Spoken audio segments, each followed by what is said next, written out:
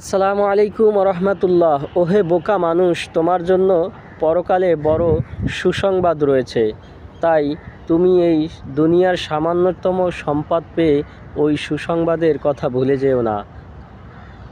প্রিয় বন্ধুরা, যারা সব সময় দুনিয়ার শান্তি এবং সুখের পিছনে দৌড়ায় তাদের জন্য বড় আফসোস, তারা পরকালে চিন্তাও করে না। তাদের কি পরকালের শান্তি এবং সুখ প্রয়োজন নেই? এখনও সময় আছে। জীবিত থাকতে পরকালের চিন্তা করুন এবং পরকালকে নিয়ে ভাবুন। প্রিয় বন্ধুরা, মানুষ শুধু দুনিয়ার সুখ শান্তির পেছনে দৌড়ায় কেন? তারা কি জানে না আল্লাহ পাক রব্বুল আলামিন দুনিয়ার সুখ শান্তির সাথে জান্নাতের নিয়ামত আলাদা রেখেছেন? যারা দুনিয়ার সুখ শান্তি ত্যাগ করবে তারাই আল্লাহ পাক রব্বুল আলামিনের জান্নাত লাভ করবে ইনশাআল্লাহ।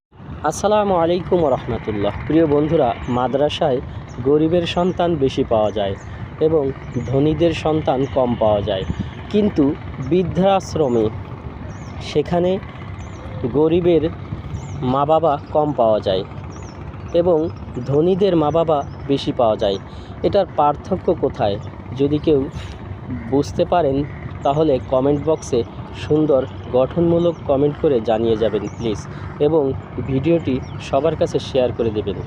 আসসালামু আলাইকুম রহমতুল্লাহ। আজকে নারীদের জন্য কিছু কথা বলবো।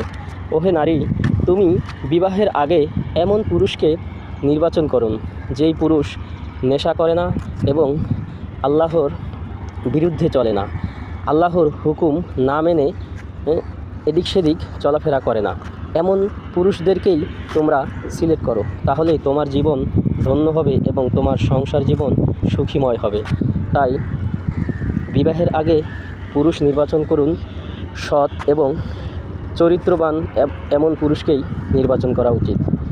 টাকা পয়সা এবং ধন সম্পদ এবং ক্ষমতা দেখে বিবাহ করা উচিত না, কেননা টাকা পয়সা ধন সম্পদ কখনোই একজন নারীর জীবনে সুখ শান্তি এনে দিতে পারে না।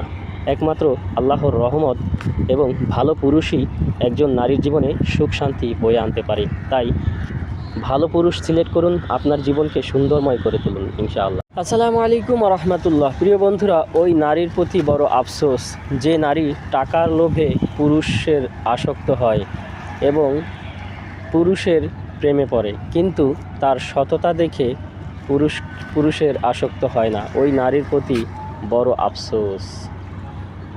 আসসালামু আলাইকুম রহমতুল্লাহ। প্রিয় বন্ধুরা, যেই নারী তার স্বামীর শাসনে বিরক্ত হয় ওই নারীর প্রতি লানত রইল, কেননা সে তার স্বামীর অনুগত্য হতে পারল না।